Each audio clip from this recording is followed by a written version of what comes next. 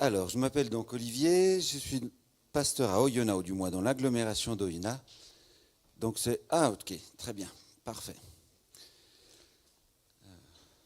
Oui, alors pour ceux qui ne savent pas, c'est facile. Vous avez d'un côté le Salève à Genève, de l'autre côté vous avez le Crêt de la Neige. Oyonnax, c'est juste de l'autre côté du Crêt de la Neige. Facile. La route fait tout le tour de la montagne, mais en fait, c'est juste à côté.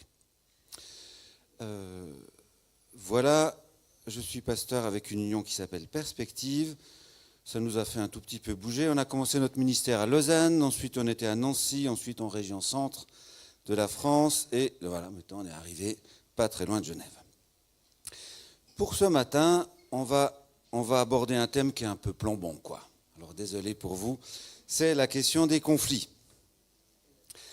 Alors je me suis quand même renseigné auprès de Rico pour dire est-ce qu'il y a des conflits chez vous, parce que c'est plutôt quand il n'y en a pas trop que c'est le temps d'y réfléchir pour s'équiper pour les moments où justement il y a des conflits. Quand on est dans un conflit, j'allais dire il faut juste le traverser. J'allais presque dire il faut juste survivre, c'est peut-être pas la bonne expression, mais il faut finalement traverser, il faut faire avec, essayer de continuer à faire le bien malgré tout. Et c'est dans les périodes où on a un petit peu plus de répit qu'il est sans doute sage de réfléchir à ce thème, qui est un thème qui est souvent abordé dans la Bible. Et je vous propose de lire aujourd'hui un extrait de Philippiens. L'épître aux Philippiens parle beaucoup des conflits. Il y a au moins 3 grands passages qui parlent des conflits et de 3 conflits un petit peu différents. On va s'arrêter sur le 3e. Alors, la Bible parle de beaucoup d'autres éléments autour des conflits et surtout de la gestion des conflits, parce que finalement c'est ça le but, hein. Vivre en paix et en harmonie, s'aimer, et ça implique parfois de savoir surmonter, dépasser, traverser des temps plus, on va dire, compliqués. Alors je vous invite à prendre vos Bibles. Ah oui, non, je vous avais mis une autre diapo, alors c'est là. Ah oui, c'est bien celle-ci. Alors, bon. J'avais dans notre église de Oyonnax fait une série sur Philippiens. Alors je vous mets quand même un peu un résumé des épisodes précédents parce que quelque part c'est déjà des réponses aux conflits.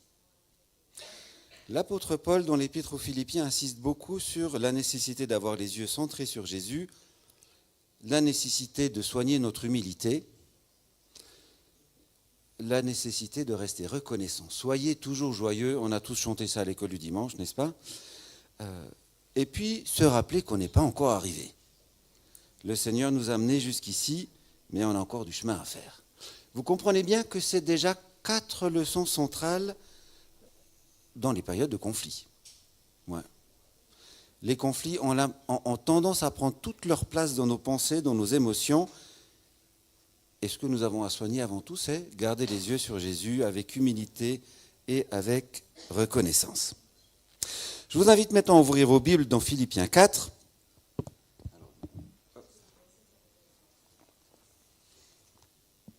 On va lire les 9 premiers versets de Philippiens 4. C'est en lisant un commentaire que je me suis rendu compte qu'en fait, tout ce passage est une réponse au conflit, ou un des conflits qui secoue cette église de Philippe. Philippe, c'est en Grèce, aujourd'hui, à la frontière de la Turquie.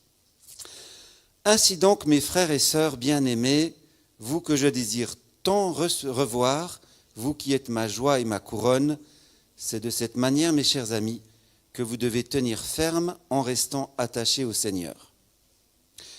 Je recommande à Évodie et à Syntyche de vivre en parfaite harmonie l'une avec l'autre, selon le Seigneur. Je les y invite instamment. Toi, mon fidèle collègue, je te le demande, viens leur en aide, car elles ont combattu à mes côtés pour la cause de l'Évangile, tout comme Clément et mes autres collaborateurs dont les noms sont inscrits dans le livre de vie. Réjouissez-vous en tout temps de tout ce que le Seigneur est pour vous. Oui, je le répète, soyez dans la joie. Faites-vous connaître par votre amabilité envers tous les hommes. Le Seigneur est proche. Ne vous mettez en souci pour rien, mais en toute chose, exposez vos demandes à Dieu en lui adressant vos prières et vos supplications, tout en lui exprimant votre reconnaissance. Alors la paix de Dieu, qui surpasse tout ce qu'on peut concevoir, gardera votre cœur et votre pensée sous la protection de Jésus-Christ. Enfin, frères et sœurs, nourrissez vos pensées de tout ce qui est vrai, noble, juste, pur, digne d'amour ou d'approbation, de tout ce qui est vertueux et mérite louange. Ce que vous avez appris et reçu de moi, ce que vous m'avez entendu dire et vu faire, mettez-le en pratique, alors le Seigneur qui donne la paix sera avec vous.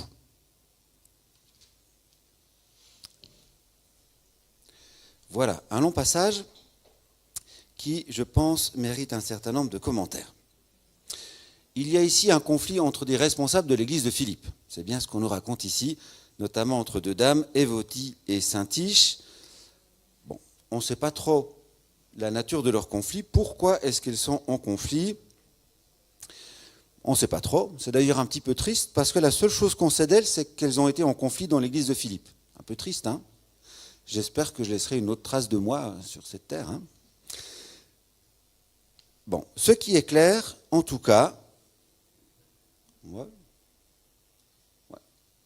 ce qui est clair en tout cas, et c'est le point sur lequel j'aimerais avant tout insister, c'est qu'on parle du conflit. Ce n'est pas un sujet tabou. Paul appelle ici l'église de Philippe, alors surtout anti-responsable, hein, à s'investir personnellement pour les aider dans leur conflit. Bon. Vous avez vu dans la suite que toute l'église a un rôle à jouer, on y reviendra à la fin. Et puis vous notez aussi cette nuance, quand même importante, c'est Élodie et Syntyche qui doivent travailler à vivre en harmonie. Les autres doivent l'aider, mais finalement, c'est le boulot surtout d'Élodie et Syntyche. Et vous voyez que ce n'est pas tout à fait la même chose. Hein. Quand j'ai l'impression que ça devient mon affaire, ou quand c'est l'affaire des autres, et moi je suis appelé à les aider. Mais c'est la première chose qui me paraît assez essentielle ici. Le conflit, ce n'est pas un sujet tabou. Je vais insister un peu là-dessus parce que, malheureusement, j'ai dû intervenir plusieurs fois pour accompagner des églises en difficulté. Et en fait, une des raisons principales ou une des difficultés principales pour résoudre le conflit, c'est qu'on ne voulait pas en parler. C'est qu'on voulait le mettre sous le couvercle, si j'ose dire ça comme ça. Ici, Paul parle librement de ce conflit. Il en parle même dans une lettre qui sera lue à toute l'Église. Vous avez remarqué en passant qu'il parle avec beaucoup d'affection pour les deux protagonistes. Ouais, vous avez déjà vu ça. Hein ? Il dit qu'ils sont en conflit, mais il parle aussi avec beaucoup d'affection de ces deux dames. Il rappelle qu'elles ont agi pour l'Évangile, qu'elles ont combattu aux côtés de l'Évangile. Alors, on ne sait pas si le conflit était déjà connu dans l'Église ou si c'est Paul qui met un peu les pieds dans le plat, mais en tout cas, pour Paul, on doit en parler. Ouais. Je répète un peu ces points parce que ça me paraît essentiel. L'apôtre Paul parle du conflit, il parle des protagonistes du conflit avec affection et il demande aussi qu'on agisse, qu'on aide, qu'on travaille à résoudre ce conflit. Les conflits vont toujours nous bousculer, que ce soit ceux qui nous impactent directement dans la famille, dans le travail, ou ceux qui touchent l'Église. Quand il y a des conflits entre responsables d'Église, souvent, ça nous touche tous. On dit souvent qu'une des caractéristiques des conflits, c'est que ça produise du flou. On ne sait pas trop où on en est, on ne sait pas trop où est le problème, et on ne sait pas trop par quel bout on doit intervenir. S'il n'y avait pas de flou, il n'y aurait finalement pas de conflit, on sait quoi faire, comprenez bien. Hein ?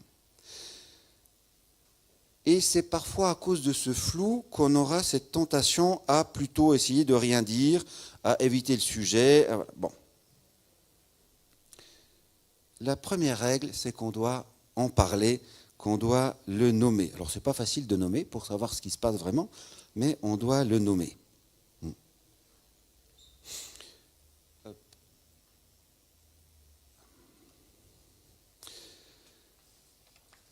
Je vous ai mis sur cette diapo les 3 tentations qui me semblent, alors ça c'est mon observation de pasteur, hein, les plus courantes dans nos églises. Et j'ai mis aussi 2 promesses qui sont quand même assez importantes. L'apôtre Paul nous donne beaucoup de promesses dans cette épître. Il dit « Je peux tout par celui qui me fortifie, même si le conflit fait peur, je peux y aller, je peux m'y impliquer, dans le but d'aller de l'autre côté, quoi. Hein. » Et puis vous avez aussi cette promesse « Mon Dieu subviendra pleinement à tous vos besoins. Il le fera selon sa glorieuse richesse qui se manifeste en Jésus-Christ. » L'apôtre Paul ici parle des besoins matériels, les finances, mais aussi de nos besoins émotionnels. Le Seigneur nous donnera ce qu'on a besoin. Ouais. C'est parfois ce qui complique aussi le conflit. J'ai peur de moi perdre quelque chose, de moi être impacté. Ben non, le Seigneur va s'occuper de moi. Moi, je peux chercher à travailler pour résoudre ce conflit. Alors, les 3 tentations qui me semblent les plus courantes, la première chose, on appelle ça le déni, ou le fait de nier l'existence du conflit. On dit rien, souvent par peur ou par honte. Alors, souvent, ensuite, on murmure allègrement, mais on dit rien. Ouais. La deuxième tentation, c'est qu'on commence à rejouer nos conflits du passé. Parce qu'on voit un conflit ailleurs, ça me rappelle des conflits douloureux dans mon passé, et je commence à revivre ces conflits, et je risque de perdre complètement ma lucidité. Ouais. En fait, je suis en train de revenir sur un autre conflit ailleurs que je mélange avec ce qui se passe aujourd'hui. Avec la difficulté que plus ce souvenir est vieux et ancien, plus il risque d'être flou, mais aussi très douloureux. Et on part dans des émotions souvent très, j'allais dire bizarres, pour faire simple. En tout cas, très envahissantes. J'ai très souvent vu dans les églises, dès qu'on entendait qu'il y avait un conflit dans un couple de l'église, les gens rejouaient le divorce de leurs parents d'il y a 20 ans, 30 ans, 50 ans, et ça, en fait, ça amplifiait les problèmes. La troisième tentative, c'est de simplifier le problème. Vous vous rappelez, une des caractéristiques du conflit, c'est que ça donne du flou. Ça nous met très mal à l'aise.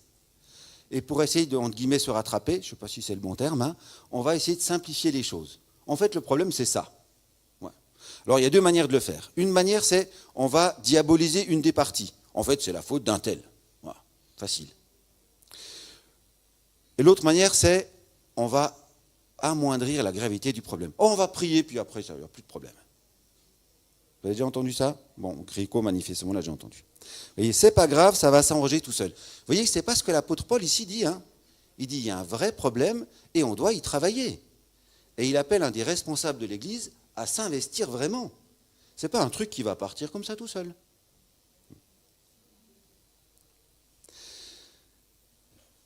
J'aimerais insister un peu sur ce point-là parce que, malheureusement, bon, on y reviendra peut-être plus tard. Non, j'insisterai plus tard. Les conflits sont toujours compliqués. Et souvent, c'est compliqué parce qu'un conflit va nous forcer à admettre qu'on ne comprend pas tout. Qu'on ne comprend pas tout.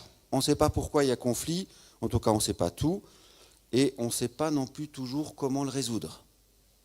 Et ça, on n'aime pas. C'est pour ça qu'on a tendance à simplifier les choses.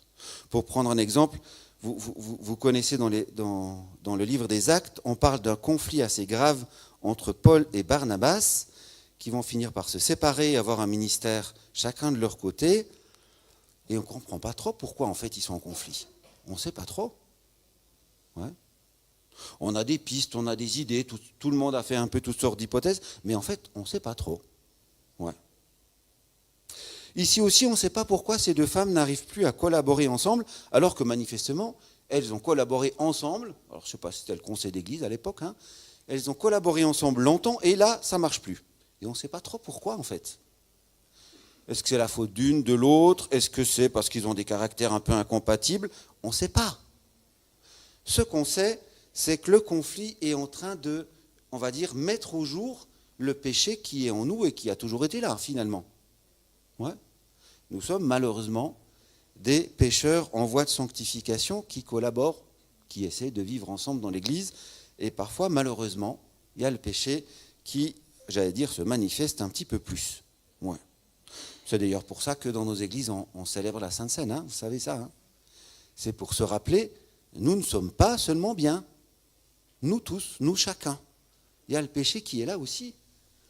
On ne doit pas être, comment il faut dire ça, naïf. Et donc, quand on est naïf, quand il y a un conflit, on a l'impression que ça tombe du ciel, quoi. Ben non, c'est normal. Le péché est là.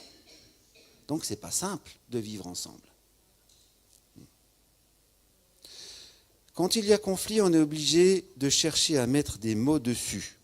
Vous avez vu, comme Paul le dit, elle n'arrive plus à vivre en harmonie. Ça ne dit pas tout, hein, parce que peut-être pour l'instant, on ne saurait pas dire plus que ça.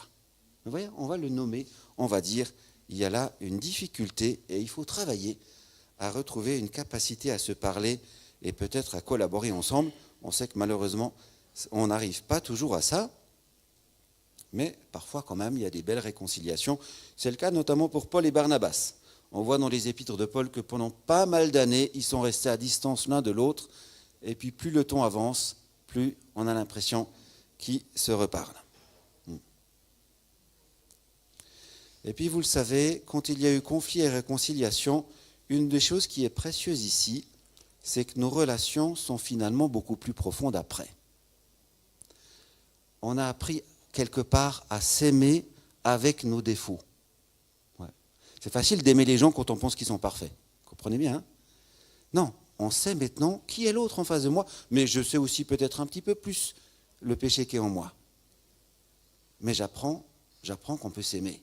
J'apprends qu'on peut construire des belles choses ensemble, malgré nos côtés sombres. Pour prolonger ça, j'aimerais vous proposer une citation. Alors, je sais, certains n'aiment pas trop les citations, surtout les longues citations. Ici, vous avez qu'un extrait de cette longue citation que je vais vous lire.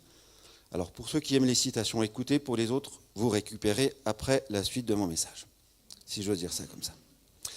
C'est une citation de Dietrich Bonhoeffer, un théologien allemand des années 30, il était directeur d'un institut biblique en Allemagne, et voici, c'est en fait un extrait d'un discours qu'il a fait à ses étudiants. On le trouve dans un livre qui s'appelle « De la vie communautaire ». Voici ce qu'il écrit. « Il est de la plus grande importance que ceci soit clair dès le début. La fraternité chrétienne n'est pas un idéal, mais une réalité donnée par Dieu. C'est précisément le chrétien sérieux, entré pour la première fois dans une communauté de vie chrétienne, qui apportera souvent avec lui un idéal très précis de ce qu'elle doit être et s'efforcera de le réaliser. Mais c'est la grâce de Dieu qui mène rapidement à l'échec toutes ces sortes de rêves. C'est quand nous sommes submergés par une grande désillusion sur les autres, sur les chrétiens en général, et si tout va bien sur nous-mêmes, que Dieu veut nous conduire à la connaissance d'une véritable vie chrétienne. C'est par pure grâce que Dieu ne permet pas que nous vivions ne serait-ce que quelques semaines selon une image chimérique, que nous nous abandonnions à ces expériences exaltantes et à cet emballement gratifiant qui nous envahit comme une ivresse. Car Dieu n'est pas un Dieu d'émotions sentimentales, mais un Dieu de vérité. C'est pourquoi seule la communauté qui entre dans la grande désillusion qu'elle éprouvera avec tous les phénomènes désagréables et négatifs qu'elle peut connaître, commence à devenir ce qu'elle doit être devant Dieu et à saisir dans la foi la promesse qui lui est donnée. Voilà, je ne sais pas si ça vous parle, cette citation, mais vous voyez, c'est un peu étrange qu'il dit. C'est une grâce de Dieu quand on commence, j'allais dire, à se friter les uns les autres, quand il commence à y avoir des conflits. Parce qu'on commence à avoir des vraies relations. Et non pas à essayer de vivre dans une espèce d'idéal planant. Ça va si on le dit comme ça? Vous comprenez ce qu'il dit ici? Et vous voyez ce qu'il dit ici, c'est en particulier les chrétiens pleins de zèle, très attachés à l'idéal de la communauté chrétienne, qui risquent de provoquer des conflits parce qu'ils aimeraient absolument que la communauté devienne comme leur idéal, plutôt qu'apprendre à aimer, simplement. Vous voyez pourquoi il y a des conflits spécifiques dans nos églises parfois.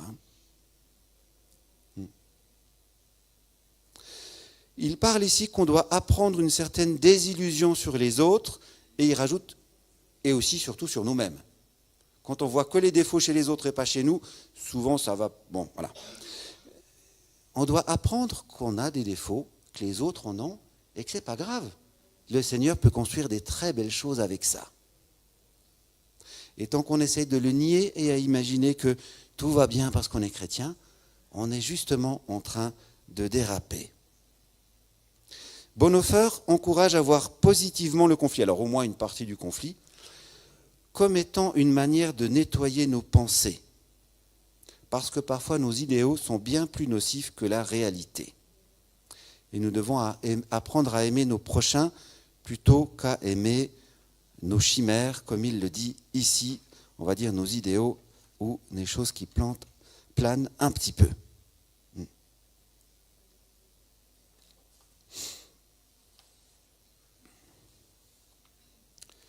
Hop. J'ai vu que vous avez mis une deuxième citation que j'avais prévu de ne pas vous commenter aujourd'hui, donc on va passer tout droit. Le conflit n'est pas une honte à cacher dans l'Église. La fierté de l'Église n'est pas tellement que tout se passe bien, qu'on est déjà au ciel, j'allais dire dans l'idéal, mais la fierté de l'Église, c'est que nous sommes capables de nous pardonner et de nous aimer malgré tout. Ça, c'est notre fierté. Le péché est une réalité et il salit l'Église, alors chacun de nous, mais aussi l'Église en général. Le conflit est là pour révéler une réalité qui était finalement déjà là, finalement. C'est pour ça que nous avons besoin régulièrement de nous rappeler, nous sommes pécheurs, mais le Seigneur nous aime quand même. Alors comme je l'ai dit, la spécificité du conflit, c'est qu'il a tendance à produire pas mal de flou. D'où parfois une vraie difficulté à en parler. Mais on est quelque part quand même obligé d'en parler. Parfois on a tendance à vouloir simplifier les choses et à dire voilà qui est le coupable, voilà qui est la victime, vous voyez ce genre de choses. Malheureusement les choses sont souvent bien plus compliquées et bien plus emmêlées que ça. Et il faut souvent pas mal de temps, pas mal de travail pour réussir à voir un peu plus net. Mais vous voyez pourquoi on aime bien simplifier les choses. Parce que si on veut réellement avancer, il faut qu'on s'implique vraiment. Il y a un vrai boulot à faire. Et des fois, on aimerait bien vite passer à autre chose, quoi. Avec parfois même le risque que la personne qui a révélé, montré qu'il y avait un conflit, on va le considérer comme le mouton noir qu'il faut éjecter parce qu'on préfère pas voir le conflit que de voir vraiment l'affronter. Mais c'est ça notre boulot, c'est ça aussi notre appel. Si on veut vraiment s'aimer, il faut y entrer. Le conflit produit du flou, acceptons-le, il n'est pas facile de tout comprendre tout de suite. Mais nous avons à aimer les différents, acteurs du conflit. On est d'abord là pour les aimer et les accompagner, et puis aussi leur dire peut-être qu'il y a un chemin à faire. Et pour anticiper sur un verset qu'on a lu et qui vient après, peut-être le mentionner avant de revenir un tout petit peu en arrière, l'apôtre Paul précise bien ici, la paix de Dieu qui surpasse tout ce qu'on peut concevoir gardera votre cœur et votre pensée sous la protection de Jésus-Christ. Vous voyez ce qu'il dit ici? Nous pouvons vivre en paix intérieure en tout cas, même quand les conflits ne sont pas encore résolus. Vous voyez? Le conflit dépend de Jésus-Christ, qui ne change pas. Et ne dépend pas du fait qu'on a résolu les conflits ou qu'on a tout compris. Vous voyez la nuance quand même. Ça m'est souvent arrivé dans nos églises qu'on me dise « Si un tel ne vient pas publiquement faire ses excuses, l'église ne pourra pas aller de l'avant. » Ben non, ce n'est pas ce que dit la parole de Dieu. Si un tel ne revient pas dans l'église, on ne pourra pas aller de l'avant. Ben non, ce n'est pas ce que dit la parole de Dieu. La paix dépend du Seigneur. Ouais. Alors la paix les uns avec les autres, on a bien dit, on doit le travailler. On doit essayer de se réconcilier avec ceux qui sont peut-être partis en claquant la porte. Mais la paix de Dieu, elle dépend du Seigneur. Je trouve que c'est quand même une bonne nouvelle. Vous comprenez pourquoi ça me semblait important de le mentionner. Alors, j'aimerais faire un détour avant de revenir un peu sur des éléments que Paul nous donne comme conseil pour les périodes de conflit. Alors, désolé si je dérape un peu dans le temps. La première chose que j'aimerais mentionner, c'est que dans l'épître aux Philippiens, on nous parle de 3 conflits différents. Et en fait, les réponses de l'apôtre Paul vont être différentes pour chacun de ces trois conflits.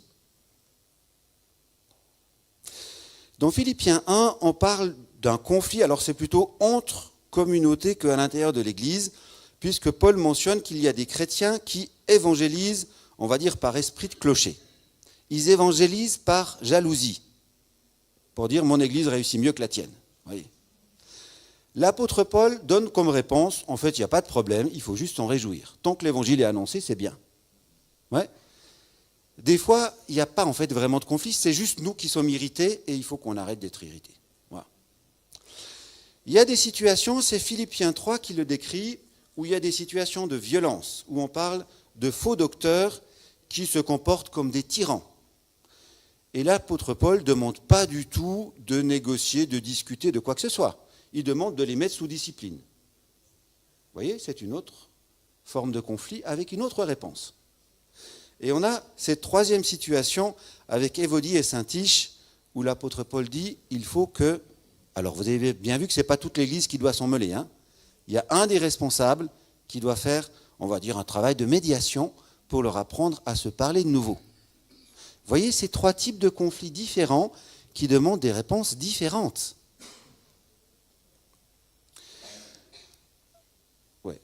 Je vais vous redire la même chose avec un schéma que j'ai trouvé chez une psychologue qui a beaucoup travaillé sur les questions de harcèlement. Et elle nous invite à voir les relations dans trois cadres différents. Pour qu'une relation se passe bien, il faut, on va dire, rester dans un cadre. Alors elle parle de ce qu'elle appelle la bientraitance, qui est bien sûr ce qu'on a à viser. Les faits légitimes, légaux, la bienveillance, ce qui est juste et bon. Voilà, vous vous rappelez que l'apôtre Paul dit que c'est surtout à ça qu'on doit réfléchir. Et elle nous donne comme réponse, quand on est dans ces relations-là, on doit les présenter comme un modèle, mais non pas comme la réalité ou toute la réalité. Vous comprenez bien pourquoi? Vous comprenez bien le risque quand on prétend que tout se passe dans ce cadre vert. Ensuite, il y a un deuxième cadre qui est ce qu'elle appelle les conflits habituels. Les désaccords, les oppositions, les contestations, les critiques, l'ironie, les disputes, les controverses, les différends, les discordes, les querelles, on peut continuer la liste.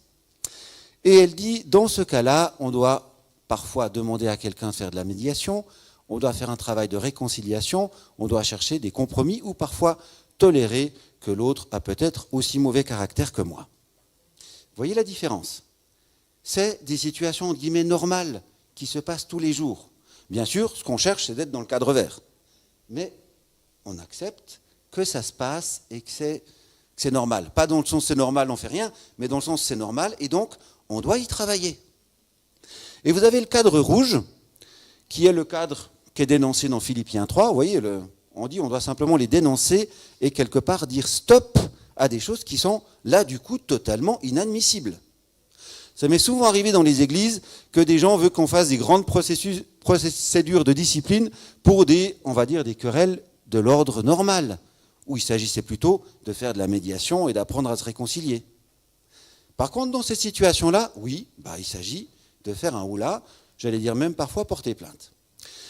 On parle d'attitude de mépris, d'humiliation, d'accusation, de propagation de rumeurs, de dénigrement auprès de tiers, de calomnie, de jugement, de disqualification, de diffamation, de lynchage, de manipulation, de culpabilisation, de harcèlement moral, de malveillance ou d'injure. Voilà. On est parti dans un autre cadre du coup. Vous voyez, je le précise comme ça en disant, une grande partie de nos conflits d'église sont plutôt heureusement dans ce cadre-là, tant qu'il s'agit de faire une médiation, d'apprendre à se réconcilier. Mais malheureusement, parfois, on a des situations là. Et il ne s'agit pas ici de commencer des médiations, parce que faire une médiation, ça veut dire on est tous les deux responsables du conflit. Vous comprenez ce que je veux dire par là? On est tous les deux parties prenantes. Dans ces situations, il s'agit d'agir différemment et de penser autrement. De dire, il y a un coupable et il y a une victime et on doit protéger la victime. Oui? Si on commence à faire une médiation, on ne fait pas notre boulot de protéger les victimes. Et c'est bien ce que l'apôtre Paul fait en Philippiens 3. L'Église est victime de tyrans et on doit protéger l'Église. Point. Vous voyez la nuance? Après, il ne faut pas mélanger les trois cases, on est bien d'accord. Dans ce cadre de Philippiens 4, on est bien sûr dans le cadre orange. Ça veut dire qu'il faut en parler, il faut le travailler, il faut en sortir. Voilà. Et l'apôtre Paul va proposer toute une série de solutions. Certaines, je vous les ai déjà mentionnées ici. On va y aller un petit peu rapidement parce que je parle toujours trop. Hein. Hop.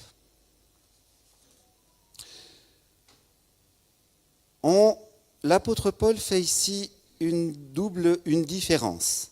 Il y a un responsable de l'Église. Alors, le terme utilisé en grec, il est un peu embêtant parce que ça peut être à la fois un prénom ou ça peut être à la fois le mot collaborateur. Donc, est-ce qu'il dit « je te demande, cher collaborateur » ou est-ce que je demande « cher », je ne sais plus comment ça s'appelle, j'ai perdu mes notes. Voilà, bon. Non, il ne s'appelle pas Clément, c'est le suivant. Toi, mon fidèle collègue, c'est au début du verset 3.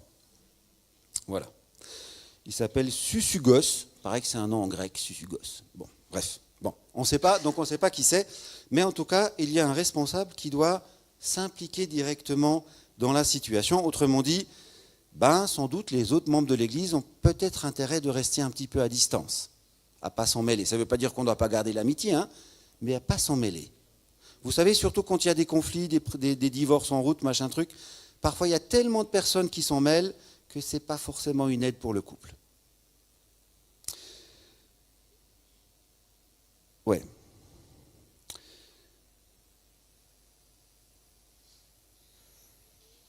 Je suis complètement perdu dans mes notes, désolé. Je vais essayer de revenir simplement sur le PowerPoint. On nous parle ici du rôle de l'Église. Et comme je l'ai dit, un des rôles fondamentaux de l'Église, c'est en Philippiens 2, c'est d'agir avec humilité. Dans un conflit, il y a du flou et nous avons tous tendance à penser peut-être un peu trop vite qu'on a tout compris. L'humilité est importante pour nous, pour pas qu'on s'en mêle de travers, mais aussi parce que notre humilité peut être un bon exemple pour les gens en conflit. Ouais. Ça va si je le dis comme ça.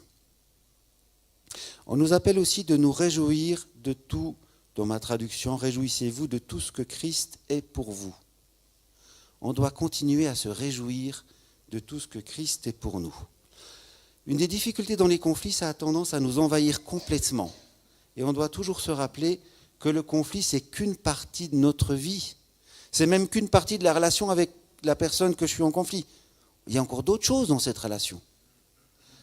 En tout cas, ce qui est certain, c'est qu'il y a toujours des raisons de se réjouir en Christ. Ensuite, comme je l'ai dit, l'apôtre Paul va insister sur le fait de garder un bon regard les uns envers les autres. Dans le tout début de ce que j'ai lu, l'apôtre Paul parle des frères et sœurs dans l'Église comme des bien-aimés. Tous sont des bien-aimés, y compris ceux qui... Voilà. Il parle des chrétiens de cette Église comme une couronne et une joie, y compris ceux qui sont en conflit. Il appelle tout le monde à tenir ferme et attaché au Seigneur. Vous voyez comme on dit, occupe-toi pas que du conflit. La priorité, c'est garde les yeux sur le Seigneur. Et en passant, c'est sans doute un bon remède pour gérer le conflit. On nous parle de soigner l'amabilité, de contrôler nos pensées, en particulier de contrôler notre inquiétude. L'inquiétude est aussi un des éléments qui a tendance à accentuer le problème. On nous appelle à prier. Et j'aime bien cette précision, prier sans oublier la reconnaissance. C'est le verset 4, c'est ça ? Le verset 6, ouais. Adressez vos prières et vos supplications tout en lui exprimant votre reconnaissance. J'ai souvent vu dans les conflits, notamment dans les conflits d'église, qu'on priait tout le temps pour ça, mais qu'on avait tendance méchamment à oublier la reconnaissance. Et vous voyez bien la différence que ça fait. On était en train de s'encourager à être amer plutôt que s'encourager à avoir un regard sain de la situation. Et on nous parle, je l'ai déjà dit, mais je réinsiste là-dessus, l'apôtre Paul nous rappelle que la paix dépend de Dieu. Et je peux m'en nourrir. Ouais. Elle ne dépend pas des circonstances. Alors on sait bien qu'on est très sensible aux circonstances. Vous comprenez bien ce que je veux dire par là. Je peux toujours m'appuyer sur le Seigneur pour retrouver au fond de moi la paix, même si pour l'instant, Ça peut être douloureux, flou, compliqué. Dans l'Église, certains doivent aider et d'autres, sans doute, doivent s'en abstenir. Mais chacun doit veiller à ne pas se laisser plomber par cette situation, à se rappeler que le conflit n'est pas toute la vie. Et chacun de nous doit veiller à s'attacher au Seigneur, à veiller à renouveler en permanence notre aimabilité, notre humilité et notre esprit de reconnaissance. Je vous invite encore à prier.